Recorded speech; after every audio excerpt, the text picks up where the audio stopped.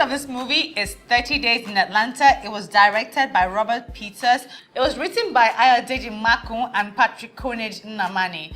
And the stars include Ayodeji Richard Makun, Ramsey Noah, Majid Mitchell, Juliet Ibrahim, Richard Moffett Damijo, Lynn Whitfield, Vivica Fox, Desmond Elliott, and a host of others. Genre, romance/comedy. It was released on the 31st of October 2014, filmed in Lagos and Atlanta. The production company was CWE Films, and it was shot with Red cameras. And the runtime is 120 minutes. Today I've got with me Kolade Shasi. Kolade, thank you for coming to the show. It's good to be here. Kolade, I know you're an actor, you're a casting director, and you're also a trainer at the Royal Arts Academy for acting as well. Yeah. You're just a bad guy everywhere.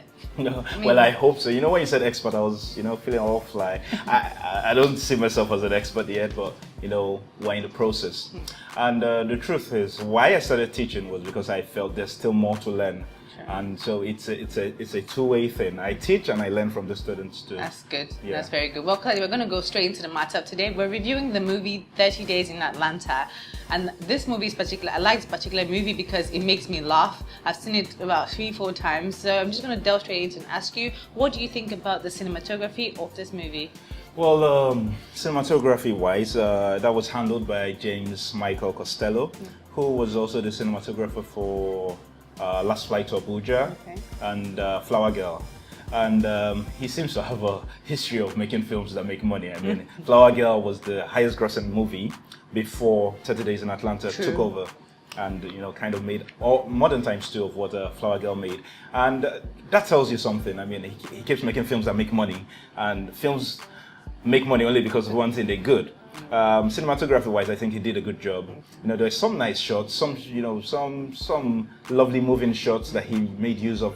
So, not every scene was static. Some scenes, just so that you don't get bored, there was a lot of motion shots. There was one particular one I liked a lot in the restaurant where a boss comes in and the shot is all up in your face and you just see a boss face and you're wondering what's happening.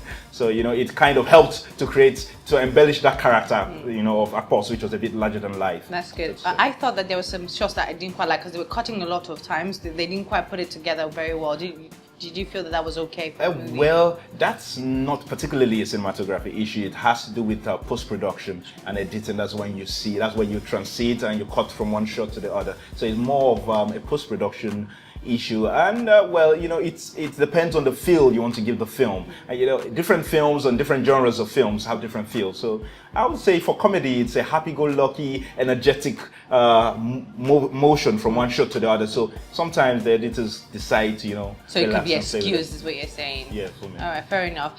The lighting of the movie, what did you think about that? The lighting was good. A lot of times, if you're going to have good cinematography, you have to have good lighting. True. Because they work hand in hand, it works in tandem. So in as much as we score cinematography good, then most times the lighting has to be good. Has to be good. So you're saying that lighting was good as well. Quite good. And the sound of this movie, the soundtrack of the movie, what did you think about and the music selection? What do you think about all that? Soundtrack was, they had a lot of high octane energy songs, and it works for comedy. It works for that kind of comedy that it was. It was a high paced, high energy, moving from one scene to the other. So you have a lot of noisy songs. But that's what Nigerians like. So I think. And like you say, it was a comedy, and it was a fast paced comedy as well at some point in the movie. So it was kind of good that they had this kind of sounds to go with the movie thing. Yeah. And the choice of location and the set, what did you think about those? Choice of locations, I just want to meet the person who did that, and if it's a lady, I want to give her a kiss because. Most times we go to shoot outside Nigeria. Okay.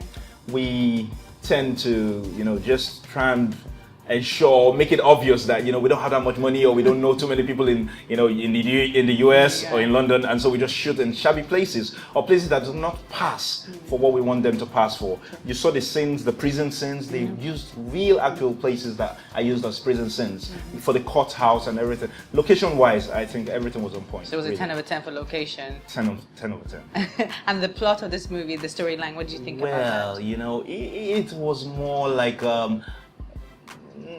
joining sketches together. It didn't have a thick plot that went through all through the story. Right. But so it stretched us a bit on suspension of disbelief. But it's still that happy-go-lucky film that has every scene that you can find something that makes you laugh.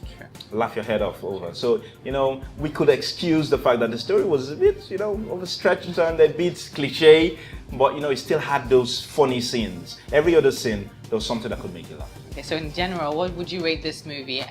Would you rate it very good, very bad, bad or awesome? For the film that's made 137 million naira, I'll say very good.